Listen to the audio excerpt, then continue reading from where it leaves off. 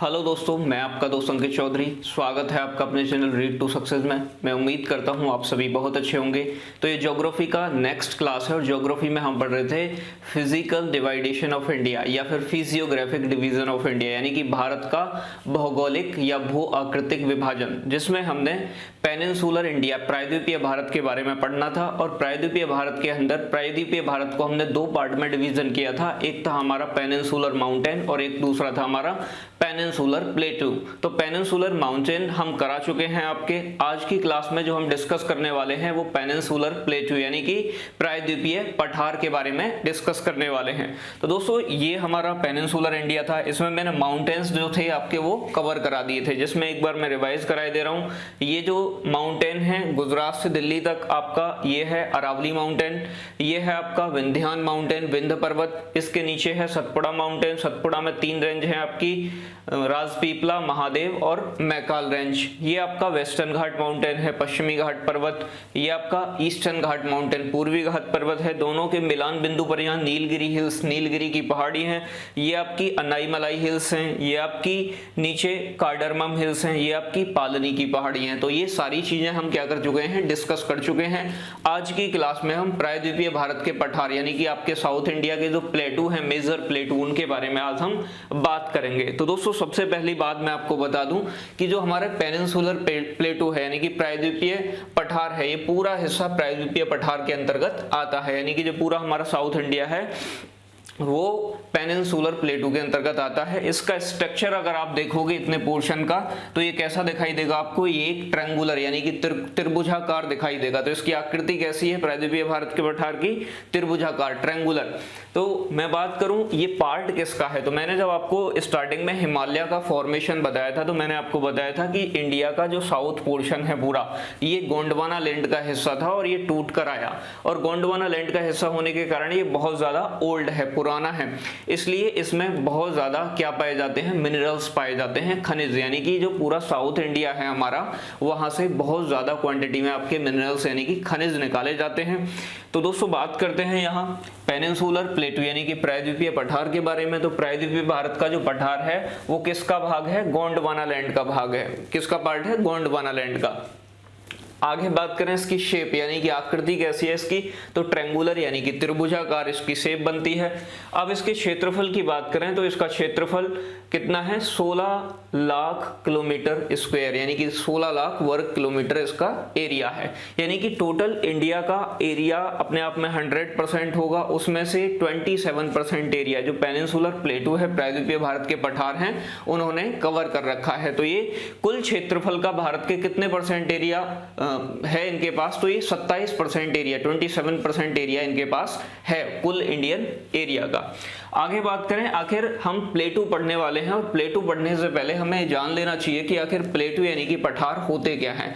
तो दोस्तों मैंने आपको बताया था जमीन से उठा हुआ भाग यानी कि अपलैंड, लेकिन अगर उसके पास पीक है, चोटी है, तो उसे बोलते हैं माउंटेन या हिल यानी कि पहाड़ या फिर पर्वत। लेकिन अगर जमीन से कोई उठा हुआ भाग है और ऊपर से वो कैसा है, समतल है, फ्लैट है, यानी कि अपलैंड है, जमीन से उठा हुआ है और ऊपर से कैसा है, फ्लैट है, तो उसे बोलते हैं हम प्लेटू। जैसे जस्ट लाइक आप टेबल ले लो, टेबल जो आपकी मेज होती है, तो मेज आपकी जमीन से ऊपर उठी हुई होती है लेकिन ऊपर से कैसी होती है, फ्लैट होती है, यानी कि उसमें कोई चोटी वगैरह आपको नहीं दिखाई देगी, ऊपर से कैसी होती है, समतल। तो प्लेटू यानी कि पठार कहते कैसे हैं कि जमीन के ऊपर उठा हुआ भाग जो ऊपर से समतल हो, क्या कहलाता है, प्लेटू कहलाता है, यानी कि पठार कहलाता है। तो यही लिखा हुआ है, पठार क्या होता है, जमीन का ऊपर उठा हुआ भाग जिसकी ऊपरी सतह कैसी हो, समतल हो, उसे क्या कहते हैं, यानी कि प्लेटू कहते हैं। जस्ट लाइक एक छोटी सी एक आकृति बनी हुई है, स्ट्रक्चर आप देखोगे तो जमीन से ऊपर उठा हुआ है, ऊपर से कैसा है, ये फ्लैट है ऊपर से यानी कि समतल है,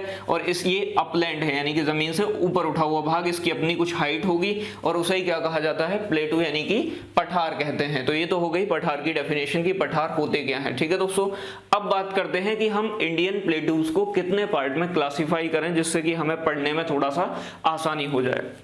तो दोस्तों जो हमारे पेनिनसुलर प्लेटू हैं जिसे हम प्रायद्वीपीय पठार कहते हैं, प्रायद्वीपीय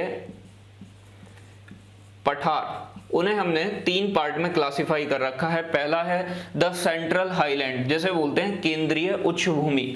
तो आपको मैं बता दूं, ये वाला जो पूरा पोर्शन है, ये वाली जो पूरी बेल्ट आपको दिखाई दे रही है, ये वाली, इस वाली बेल्ट को बोलते हैं हम सेंट्रल हाईलैंड, यानी कि केंद्रीय उच्च भूमि, क्योंकि ये इंडिया के सेंटर में आता है। तो सेंट्रल हाईलैंड के अंतर्गत हमारे मुख्य रूप से 6 प्लेटू आते हैं, 6 पठार आते हैं, जिनमें से फर्स्ट है हमारा मारवाड़ प्लेटू, मारवाड़ प्लेटू। दूसरा है हमारा मालवा प्लेटू। तो बात कर लेते हैं, यहां भी देखोगे आप तो ये आपको दिखाई दे रहा है अरावली के जस्ट ईस्ट में आपको कौन सा प्लेटू दिखाई देगा, मारवाड़ प्लेटू। मारवाड़ के जस्ट बगल में कौन सा है आपका, मालवा प्लेटू। तो मारवाड़, मालवा, और थर्ड है आपका बुंदेलखंड प्लेटू, यानी कि बुंदेलखंड का पठार। तो थर्ड है हमारा बुंदेलखंड प्लेटू, बुंदेलखंड प्लेटू। और फोर्थ है हमारा बघेलखंड प्लेटू। तो आपको दिखाई दे रहा है बुंदेलखंड के जस्ट ईस्ट में कौन सा है, बघेलखंड प्लेटू। तो इसे बोलते हैं बघेलखंड का पठार। और बघेलखंड प्लेटू के ईस्ट में अगर आप जाओगे तो आपको मिलेगा, यहाँ लिखा हुआ है CN, इसे बोलते हैं छोटा नागपुर प्लेटू। तो हमारा 5th नंबर हो गया छोटा नागपुर प्लेटू। और 6th नंबर है हमारा दंडकारण्य प्लेटू, यानी कि दंडकारण्य का पठार। तो ये आपके 6 पठार हैं जो सेंट्रल हाईलैंड में आते हैं। तो हमने फर्स्ट जो कैटेगराइज किया है, फर्स्ट पार्ट, वो है हमारा द सेंट्रल हाईलैंड, केंद्रीय उच्च भूमि, जिसके अंदर 6 मेजर प्लेटूज हैं आपके, मारवाड़ प्लेटू, मालवा प्लेटू, बुंदेलखंड प्लेटू, बघेलखंड प्लेटू, छोटा नागपुर प्लेटू और आपका दंडकारण्य प्लेटू, दंडकारण्य का पठार। आगे बात करें, सेकंड जो पार्ट हमने क्लासिफाई करना है वो है द नॉर्थ ईस्ट प्लेटू, यानी कि पूर्व उत्तर के पठार। तो पूर्व उत्तर के पठार में आप यहाँ एक पठार देखोगे जिसका नाम है मेघालय प्लेटू। तो मेघालय प्लेटू को नॉर्थ ईस्ट प्लेटू के अंतर्गत रखा गया है। तो ये हमारा 7वां प्लेटू होगा, मेघालय प्लेटू, या इसे शिलोंग प्लेटू के नाम से भी जानते हैं। तो मेघालय प्लेटू या शिलोंग प्लेटू के नाम से भी इसे जानते हैं। अब बचा हमारा ये वाला पोर्शन, ये वाला रीजन। तो इस रीजन में हमारे जो है वो है दक्कन प्लेटू। तो दक्कन प्लेटू के अंदर हमारे अलग अलग पार्ट में ये डिवाइड है, दक्कन प्लेटू कई रीजन्स में डिवाइड है। तो आपको दिखाई दे रहा होगा, इसे बोलते हैं महाराष्ट्र प्लेटू, फिर इसके नीचे कर्नाटका प्लेटू, और फिर ये आंध्र प्लेटू, यानी कि महाराष्ट्र का पठार, कर्नाटक का पठार या फिर आंध्र प्रदेश का पठार। और जो महाराष्ट्र प्लेटू है आपका, महाराष्ट्र प्लेटू को ही हम दक्कन ट्रैप के नाम से भी जानते हैं। तो ये तो हुई आपकी बेसिक इंफॉर्मेशन कि आखिर कौन कौन से प्लेटू मैप में कहां पे हैं। तो आपको एक बार फिर से बता दे रहा हूं मैं, मारवाड़ प्लेटू, मालवा प्लेटू, बुंदेलखंड, बघेलखंड, छोटा नागपुर, और ये दंडकारण्य प्लेटू, महाराष्ट्र प्लेटू या दक्कन ट्रैप, इसके नीचे कर्नाटक प्लेटू, इसके बराबर में आंध्र प्लेटू या तेलंगाना प्लेटू बोलते हैं, क्योंकि आंध्र प्रदेश से तेलंगाना क्या हो गया है, अब सेपरेट हो गया है, अलग हो गया है, इधर आओगे आप तो ये मेघालय प्लेटू नॉर्थ ईस्ट में। ठीक है दोस्तों, तो इनके बारे में हमें आज चर्चा करनी है। तो फ्रेंड्स, अब एक एक प्लेटू के बारे में हम बात करते हैं, जिससे पहले कि हम सबसे पहले जानते हैं कि वर्ल्ड का और इंडिया का जो हाईएस्ट और लार्जेस्ट प्लेटू है वो कौन कौन से हैं, क्योंकि कई बार क्वेश्चन यहाँ से बन जाता है आपका। तो फर्स्ट बात करें हाईएस्ट प्लेटू ऑफ वर्ल्ड, यानी कि विश्व का सबसे ऊंचा जो पठार है वो कौन सा है। तो आपको बताना है तिब्बत प्लेटू, यानी कि तिब्बत का पठार विश्व का सबसे ऊंचा पठार है। सेकंड पॉइंट है largest प्लेटू of the world. Largest मतलब अकॉर्डिंग टू एरिया, हाईएस्ट मतलब ऊंचाई। ठीक है दोस्तों, लार्जेस्ट प्लेटू ऑफ द वर्ल्ड तो पामीर प्लेटू, यानी कि पामीर का पठार, वो भी कहाँ है, चाइना में। तो ये दोनों तिब्बत प्लेटू और पामीर प्लेटू चाइना में है। हालांकि जब हम वर्ल्ड ज्योग्राफी पढ़ेंगे तब इनके बारे में अच्छे तरीके से जानेंगे। आगे बात करें हाईएस्ट प्लेटू ऑफ इंडिया, यानी कि भारत का सबसे ऊंचा जो पठार है वो कौन सा है। तो भारत का सबसे ऊंचा पठार कौन सा है, लद्दाख प्लेटू, यानी कि लद्दाख का पठार जो लेह लद्दाख में है, तो वो सबसे ऊंचा पठार है। आगे बात करें लार्जेस्ट प्लेटू ऑफ इंडिया, यानी कि भारत का सबसे बड़ा पठार, तो वो आपका ये वाला पोर्शन पूरा दक्कन ट्रैप, यानी कि दक्कन का पठार या दक्कन प्लेटू। तो दक्कन प्लेटू भारत का सबसे बड़ा पठार है, यानी कि अकॉर्डिंग टू एरिया। तो ये आपको पॉइंट्स ध्यान रखने हैं, यहाँ से क्वेश्चन कई बार बने हैं। अब आगे बात करते हैं सबसे पहला पठार आपका जो आपका सेंट्रल हाईलैंड, यानी कि केंद्रीय उच्च भूमि में आता है। तो फर्स्ट है वो मेवाड़ प्लेटू या फिर मारवाड़ प्लेटू। तो मेवाड़ या मारवाड़ एक ही बात है दोनों। ठीक है दोस्तों, तो मेवाड़ या मारवाड़ का पठार, तो मेवाड़ या मारवाड़ का पठार अरावली के जस्ट किधर आएगा, यानी कि ईस्ट डायरेक्शन में। अरावली माउंटेन मेवाड़ के पठार के किधर पड़ता है, यानी कि नॉर्थ और ये हुआ आपका नॉर्थ वेस्ट यानी कि उत्तर पश्चिम दिशा में। ठीक है दोस्तों, अब देखो एक बात आपको थोड़ी समझनी है, जब साउथ वेस्ट मानसून यानी कि दक्षिणी पश्चिमी मानसून इंडिया में प्रवेश करते हैं तो वो अरावली के पैरेलल चले जाते हैं, समानांतर। तो ये वाला पोर्शन जो अरावली के वेस्ट वाला है, पश्चिम वाला है, यहाँ पर एरिया है थार डेजर्ट का। यहाँ बारिश जो होती है वो 25 सेंटीमीटर से भी कम होती है वार्षिक, ठीक है ना, जबकि इधर वाले एरिया में बारिश ठीक ठाक हो जाती है, मारवाड़ वाले इलाके में। ठीक है दोस्तों, तो यहाँ एग्रीकल्चर भी ठीक ठाक होती है और यहाँ मिनरल्स भी पाए जाते हैं, क्योंकि साउथ इंडिया का ये पार्ट आ जाता है यानी कि पेनिनसुलर इंडिया का। और ये मैंने आपको बताया था कि पूरा राजस्थान में भी कई सारे, जैसे कि आपका कॉपर हुआ, तांबे का प्रोडक्शन बहुत अच्छा होता है। तो जितने भी ये प्लेटूज हैं यहाँ इस रीजन में बहुत ज़्यादा मिनरल्स पाए जाते हैं, ये मिनरल्स में रिच हैं, अमीर हैं, समृद्ध हैं। तो बात करते हैं सबसे पहले विस्तार कहाँ है इसका, किस स्टेट में, तो इसका विस्तार मारवाड़ प्लेटू का कहाँ आता है, राजस्थान में। मारवाड़ प्लेटू कहाँ है आपका, मेवाड़ या मारवाड़ प्लेटू राजस्थान राज्य में है। सीमा कौन कौन बनाता है, तो उत्तर पश्चिम में, यानी कि ये नॉर्थ वेस्ट डायरेक्शन हुई तो नॉर्थ वेस्ट में कौन सा पर्वत है, अरावली पर्वत। पूर्व में आपका मालवा का पठार, यानी कि आप जैसे ईस्ट में जाओगे मारवाड़ प्लेटू के तो मालवा प्लेटू मिलेगा। और मारवाड़ प्लेटू के अगर मैं साउथ में आऊँ तो आपको क्या मिलेगा, दक्षिण में है इसके विंध्य माउंटेन, विंध्य पर्वत। तो ये इसकी बाउंड्री लाइन हो गई। ठीक है दोस्तों, अब एक नदी यहाँ बहती है जिसका नाम है बनास नदी। तो बनास नदी का ये रीजन है, पूछे बनास नदी बेसिन किस पठार से होके गुजरता है, तो आप बताओगे मारवाड़ प्लेटू। तो मारवाड़ प्लेटू से होके बनास नदी बहती है। हालांकि रिवर्स के बारे में हम डिटेल में, जो रिवर्स चैप्टर आएगा हमारा रिवर सिस्टम इंडियन, उसमें डिस्कस करेंगे, लेकिन फिर भी जो बातें होंगी छोटी छोटी वो आपको ध्यान रखनी है, क्योंकि यहीं से आपका क्वेश्चन बन जाता है। नेक्स्ट बात करते हैं मालवा प्लेटू के बारे में। तो मालवा प्लेटू की अगर मैं आपको बाउंड्रीज बताऊं तो आप देखोगे कि मालवा प्लेटू की ईस्ट में यानी कि पूर्व दिशा में जो सीमा लगती है वो किससे, बुंदेलखंड के प्लेटू से, बुंदेलखंड का पठार। इसके अगर मैं बात करूं वेस्ट में, पश्चिम में, तो मारवाड़ प्लेटू, मारवाड़ प्लेटू। ठीक है दोस्तों, यानी कि मालवा प्लेटू के ईस्ट में जाओगे बुंदेलखंड प्लेटू, और मालवा प्लेटू के अगर आप वेस्ट में जाओगे तो मारवाड़ प्लेटू।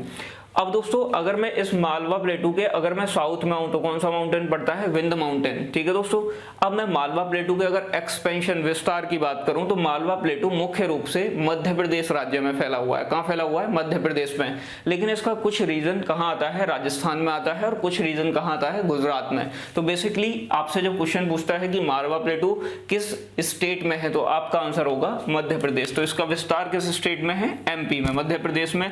लावा से निर्मित, यानी कि जो इसका ये जो बना है मालवा प्लेटू, ये लावा मिट्टी से बना है, यानी कि वोल्केनो का जो लावा होता है उससे बना है, इसलिए इसकी मिट्टी कैसी है, काली मिट्टी है। कैसी मिट्टी पाई जाती है, काली मिट्टी। तो आपसे पूछ ले कि मालवा प्लेटू की मिट्टी कैसी है तो आप बताओगे ब्लैक सॉइल, यानी कि काली मिट्टी। और काली मिट्टी कपास के प्रोडक्शन के लिए बहुत ज्यादा अच्छी मानी जाती है। तो यहाँ मध्य प्रदेश में कपास का प्रोडक्शन भी अच्छा होता है। इस रीजन से, यानी कि मालवा प्लेटू से कौन सी नदी बहती है, तो यहां से होके जाती है चंबल नदी।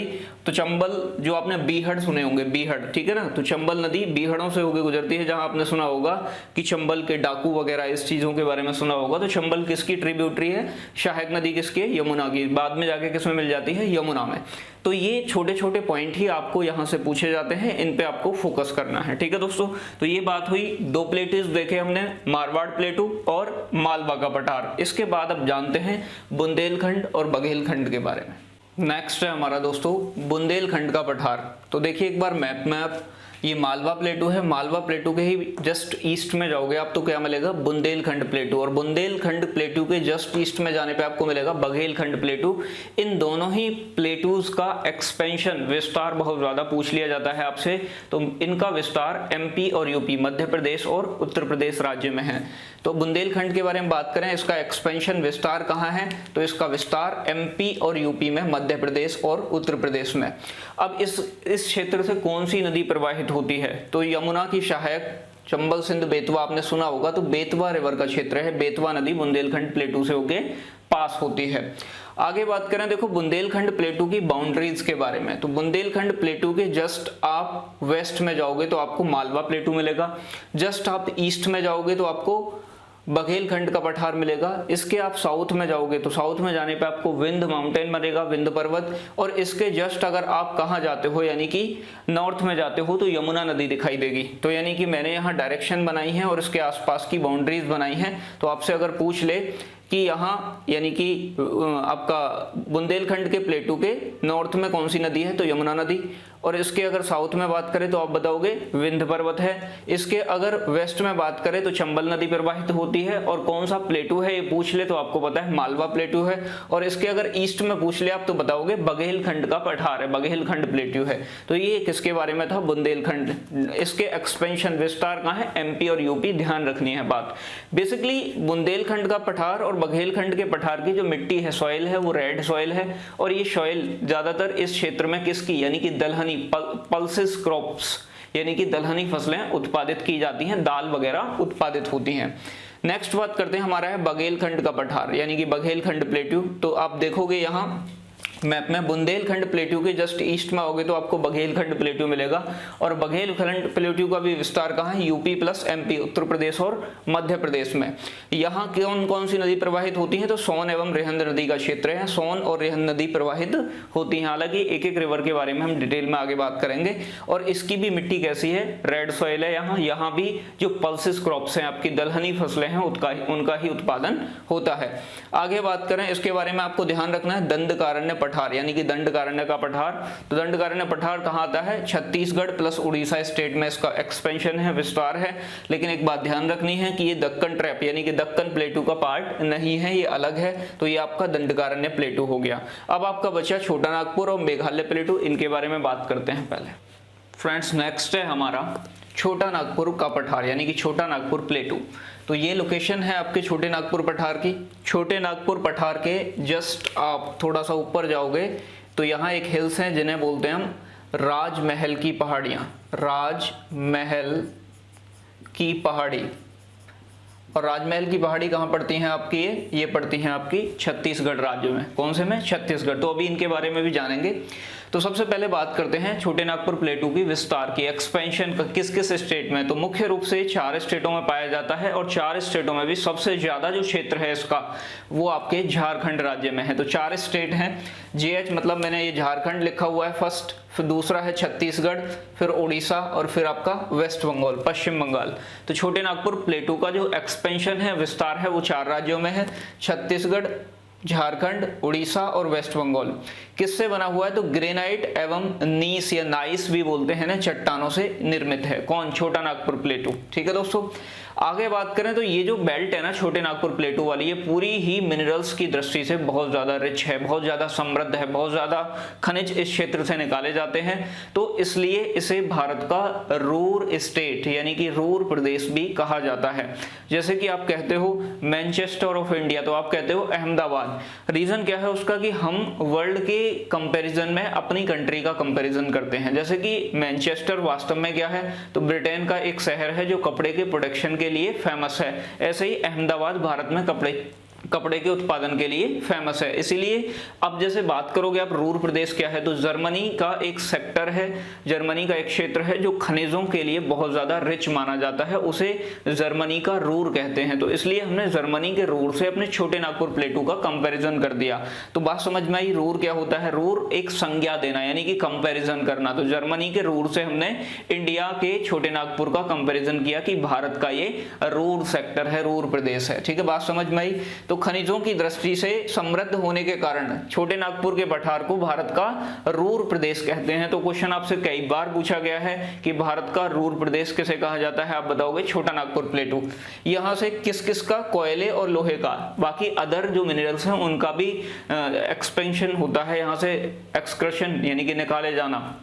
बाकी नहीं तो ये 2 खनिज तो मुख्य ही हैं। ठीक है ना, लोहा और कोयला। आगे बात करें, दामोदर एवं स्वर्णरेखा प्रमुख नदी यानी कि इस रीजन से छोटे नागपुर के पठार से दामोदर और स्वर्णरेखा नदी प्रवाहित होती हैं। ये इंपोर्टेंट रिवर हैं, आगे चल के रिवर सिस्टम में देखने वाले हैं मैंने। आगे एक बात आपको छोटी सी समझनी है, मैंने बताया था आपको प्लेटू के पास कोई चोटी नहीं होती, कोई पीक नहीं होती, लेकिन प्लेटूज के ऊपर भी कहीं ना कहीं आपको हिल्स यानी कि पहाड़ी देखने को मिल जाएंगी। और वहीं एक पीक है जिसका नाम है पारसनाथ। तो ये क्वेश्चन आपसे कई बार पूछा गया है कि छोटे नागपुर प्लेटू की सबसे ऊंची चोटी कौन सी है, और किसी प्लेटू में कोई चोटी आपको नहीं दिखाई दी होगी, लेकिन ये इंपोर्टेंट बन जाता है। तो ये आपको थोड़ा सा ध्यान रखना है, इंपोर्टेंट पॉइंट है कि सबसे ऊंची चोटी किसकी, छोटे नागपुर प्लेटू की, तो छोटे नागपुर के पठार की सबसे ऊंची चोटी कौन सी है? पारसनाथ। तो ये बात आप ध्यान रखोगे।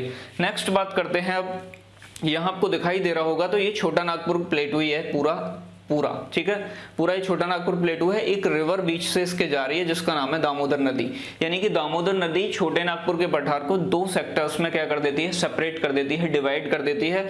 जो उत्तरी भाग है इसका, उसे बोला जाता है हजारीबाग का पठार, यानी कि छोटे नागपुर के पठार को दामोदर जब 2 पार्ट में सेपरेट करती है, पूरे को तो हम बोलते हैं छोटा नागपुर का पठार, जो इसका उत्तरी भाग है दामोदर नदी का, उसे बोला जाता है हजारीबाग का पठार, यानी कि हजारीबाग प्लेटू, और नीचे वाले को रांची प्लेटू, यानी कि रांची का पठार। तो यानी कि आपसे पूछ ले कि कौन सी नदी छोटे नागपुर के पठार को 2 पार्ट में सेपरेट करती है, तो आप बताओगे दामोदर। तो दामोदर नदी पर यहाँ कई सारे बांध भी, डैम भी बनाए गए हैं। तो रिवर्स के बाद हम डैम पे बात करेंगे, तब इसके बारे में हम डिटेल में डिस्कस करेंगे। तो ये बात आपको ध्यान रखनी है। विस्तार छत्तीसगढ़, झारखंड, उड़ीसा और वेस्ट बंगाल ग्रेनाइट और नीच से बना हुआ है, निर्मित है।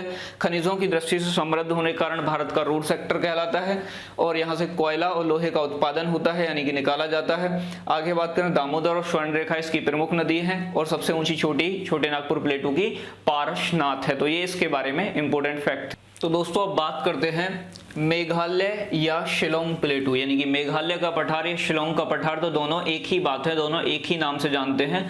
मेघालयन प्लेटू कह दो या आप शिलोंग प्लेटू कह दो। तो आप यहाँ देखोगे तो ये वाला जो स्टेट यहाँ दिखाई दे रहा है मेघालय, तो मेघालयन प्लेटू या शिलोंग प्लेटू किस स्टेट में आता है? आपका मेघालय स्टेट में आता है। तो इसका विस्तार कहाँ है? मेघालय राज्य में।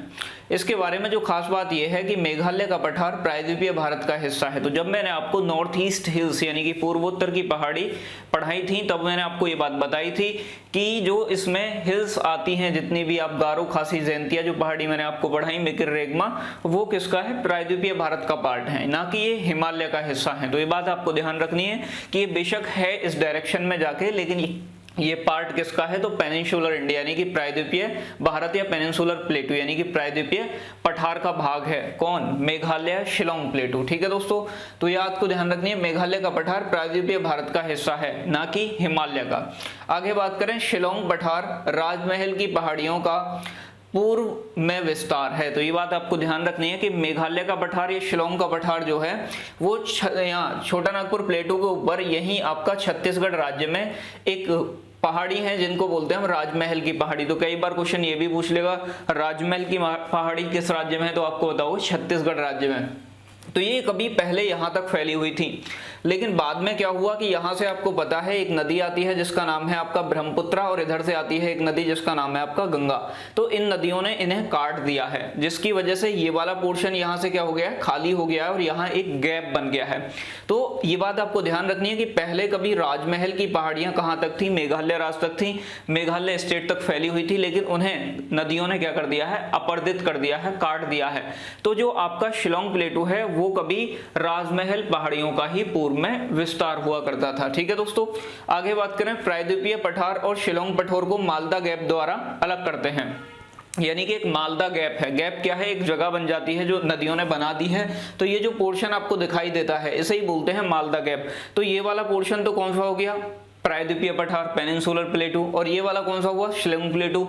तो शिलोंग पठार को प्रायद्वीपीय पठार से अलग करने का काम कौन करता है? क्वेश्चन इस तरीके से पूछेगा आपसे, तो आप बताओगे मालदा गैप, यानी कि मालदा गैप पेनिनसुलर प्लेटू और शिलोंग प्लेटू को क्या करता है? सेपरेट करता है, अलग करता है। ठीक है दोस्तों, नेक्स्ट बात करें तो इसके अंतर्गत, किसके? मेघालय प्लेटू के अंतर्गत 3 पहाड़ियां, शिलोंग प्लेटू या मेघालय प्लेटू के अंतर्गत कितनी पहाड़ी आती हैं? 3 पहाड़ी आती हैं, जो आप पढ़ चुके हो पहले ही। फर्स्ट है हमारी गारो, सेकंड है हमारी खासी, और थर्ड है हमारी जैंतिया। तो गारो, खासी, जैंतिया 3 पहाड़ी आती हैं, और आपको पता है कि गारो पहाड़ियों की जो सर्वोच्च चोटी है, या फिर आप कहो मेघालय प्लेटू की सर्वोच्च चोटी है, या फिर कहो आप इन तीनों पहाड़ियों की जो सर्वोच्च चोटी है वो कौन सी है? नोकरेक। कौन सी है? नोकरेक। तो नोकरेक किन पहाड़ियों में स्थित है? गारो पहाड़ियों में। तो ये मेघालय की भी सबसे ऊंची चोटी है, और इन तीनों हिल्स की यानी कि मेघालय प्लेटू या शिलोंग प्लेटू की भी सबसे ऊंची चोटी है। कौन सी? नोकरेक। तो ये बात आपको ध्यान रखनी है। दूसरा पॉइंट क्या आता है कि जो मेघालय की कैपिटल है शिलोंग, मेघालय कैपिटल क्या है? शिलोंग। तो शिलोंग जो है वो किन पहाड़ियों पे स्थित है? खासी पहाड़ियों पे। शिलोंग खासी पहाड़ियों पे स्थित है। और आपने नाम सुना होगा माशिनराम और चेरापूंजी, जहां विश्व की सर्वाधिक वर्षा प्राप्त होती है। तो वो स्थान कौन सा है आपका प्रेजेंट में? माशिनराम। यहाँ 1150 सेंटीमीटर वार्षिक वर्षा के आसपास प्राप्त होती है। और ये आपका किस पहाड़ी पे पड़ता है? तो ये भी आपका खासी पहाड़ी पे पड़ता है। तो आपको इसके बारे में थोड़ा सी चीजें ध्यान रखनी है। तो पहली बात, मेघालय शिलोंग प्लेटू के नाम से जानते हैं। विस्तार कहाँ है? मेघालय स्टेट में। मेघालय प्रायद्वीपीय भारत का हिस्सा है, ना कि हिमालय का। शिलोंग पठार राजमहल की पहाड़ियों का पहले कभी पूर्व में विस्तार हुआ करता था, जिसके नदियों ने इसे क्या कर दिया है? अपरदित कर दिया है, काट दिया है। प्रायद्वीपीय पठार और शिलोंग पठार को मालदा गैप द्वारा अलग किया जाता है। इसके अंतर्गत 3 पहाड़ी आती हैं, गारो, खासी, जैंतिया। ये यहाँ की लोकल ट्राइब्स यानी कि जनजातियां भी हैं। तो ये बेसिक बात थी मेघालय प्लेटू की। अब जो बचा आपका वो बचा लास्ट आपका दक्कन प्लेटू यानी कि दक्कन का पठार। तो फ्रेंड्स अब बात करते हैं लास्ट आपका दक्कन प्लेट्यू यानी कि दक्कन का पठार। तो दक्कन का पठार भारत का लार्जेस्ट प्लेट्यू है। ये बात आपको ध्यान रखनी है, कई बार क्वेश्चन बना है। तो भारत का सबसे बड़ा पठार है, लार्जेस्ट प्लेटू है। आकृति इसकी जो है आपकी देखोगे यहाँ ये इस तरीके से है। तो ये ट्रायंगुलर शेप में आपको दिखाई देता है, त्रिकोण रूप में। अब बात करें इसका विस्तार, तो इसका जो एक्सपेंशन आता है वो आपका महाराष्ट्र, कर्नाटक, आंध्र प्रदेश, तेलंगाना और तमिलनाडु, ये इन स्टेटों में मेजर फैला हुआ है, इनका विस्तार है इसमें। आगे बात करें इसकी बाउंड्रीज की कि नॉर्थ में, ईस्ट में इसके क्या है, तो आपको दिखाई देगा कि ये आपका कौन सा है? डेक्कन प्लेट्यू। डेक्कन प्लेट्यू के अगर नॉर्थ की बात करूं तो आप सतपुड़ा रेंज, और इसके सतपुड़ा के कौन सी नदी बहती है? साउथ में ताप्ती रिवर, और इसके नॉर्थ में कौन सी नदी बहती थी? यानी कि नर्मदा। तो नर्मदा और ताप्ती यहाँ भ्रंश घाटी हैं, रिफ्ट वैली है, मैंने आपके साथ डिस्कस किया था पिछली क्लास में। तो यहाँ आपकी कौन सी नदी बहती है? ताप्ती नदी। ठीक है दोस्तों, तो यहाँ मैं कहूँ कि इस डेक्कन प्लेट्यू के आपसे कि नॉर्थ में कौन सा माउंटेन है, तो आप बताओगे सतपुड़ा माउंटेन। तो यानी कि डेक्कन प्लेट्यू के नॉर्थ में कौन सा है? सतपुड़ा माउंटेन। और मैं कहूँ डेक्कन प्लेट्यू के वेस्ट में, तो वेस्ट में कौन सा है? वेस्टर्न घाट जो माउंटेन है, वेस्टर्न घाट माउंटेन इसकी क्या बनाता है? बाउंड्री बनाता है। तो इसके वेस्ट में वेस्टर्न घाट माउंटेन, और ईस्ट में, पूर्व में, तो पूर्व में यहाँ कौन सा है आपका? ईस्टर्न घाट माउंटेन, पूर्वी घाट पर्वत। तो ये इसकी क्या बनाते हैं? बाउंड्री बनाते हैं। आगे बात करें इसका एरिया लगभग जो है वो कितना है, तो इसका एरिया लगभग 5 लाख किलोमीटर स्क्वायर, वर्ग किलोमीटर है। किसका? डेक्कन प्लेट्यू का। आगे बात करें डेक्कन प्लेट्यू अलग अलग पार्ट में हम इसे डिवाइड करके पढ़ते हैं, जैसे कि महाराष्ट्र प्लेट्यू, फिर इसके बाद में कर्नाटक प्लेट्यू, कर्नाटक का पठार, इसके बाद आंध्रा या तेलंगाना प्लेट्यू यानी कि आंध्र प्रदेश का पठार या तेलंगाना का पठार। तो अब सेपरेट हो गए, दोनों अलग अलग डिवाइड हो गए हैं, आंध्र प्रदेश तेलंगाना, तो इसलिए अलग अलग नाम हो गए हैं इसके। तो महाराष्ट्र में मैंने आपको जैसे कि बताया था कुद्रेमुख चोटी, ठीक है ना। तो जब मैंने वेस्टर्न घाट माउंटेन पढ़ाया था आपको तो कई सारी पीक्स बताई थी, जिसमें अजंता, सतमाला, तो ये इसमें महाराष्ट्र के अंदर ये क्या आती हैं? इसकी पहाड़ियां आती हैं। तो ये मैं आपको पहले ही डिस्कस कर चुका हूं कि कौन कौन सी हिल्स महाराष्ट्र में आती हैं। तो वही चीजें इसमें इंपॉर्टेंट थी जो आपको पहले ही मैं वेस्टर्न घाट माउंटेन में करा चुका हूं। आगे बात करें कर्नाटक प्लेटू की, तो यहाँ एक आपकी आती है बाबा बुदान पहाड़ी, ये वेरी इंपॉर्टेंट है, कई बार पूछा गया है। तो बाबा बुदान पहाड़ी कहाँ आती है? कर्नाटक प्लेटू के अंतर्गत आती है। ये भी वेस्टर्न घाट का ही पार्ट है, बाबा बुदान पहाड़ी, बाबा बुदान हिल्स। और ये किसके लिए फेमस है? तो ये लौह अयस्क के लिए प्रसिद्ध है। यहाँ से आयरन और निकाला जाता है, आपका लौह अयस्क निकाला जाता है, और आपका इराक, ईरान के लिए क्या कर दिया जाता है? निर्यात कर दिया जाता है, एक्सपोर्ट कर दिया जाता है। और वहां से जो इंपोर्ट किया जाता है बदले में क्रूड ऑयल यानी कि कच्चा तेल, वहां से बदले में मंगा लिया जाता है। आगे आंध्रा या तेलंगाना प्लेटू, इसके बारे में बात कर चुके हैं हम पीछे। तो ये आपके आज जो हमने डिस्कस किए हैं ये मेजर्स प्लेटूज थे जो इंडिया के, जहां से आपके क्वेश्चन बन जाते हैं। तो मैंने सारी जितने भी इंपॉर्टेंट फैक्ट हैं जहां से क्वेश्चन बन चुके हैं या फिर बनने की संभावना है वो आपके साथ डिस्कस किए। मैं उम्मीद करता हूं कि आपको क्लास अच्छी लगी होगी। यदि आपको क्लास अच्छी लगी है तो वीडियो को लाइक करें, अपने फ्रेंड्स के साथ शेयर करें, और यदि आपने अभी तक हमारे चैनल रीड टू सक्सेस को सब्सक्राइब नहीं किया है तो चैनल को सब्सक्राइब करें और बेल आइकन का बटन दबाएं, जिससे कि हमारी सभी लेटेस्ट नोटिफिकेशन आपके पास तक पहुंच पाए। धन्यवाद दोस्तों।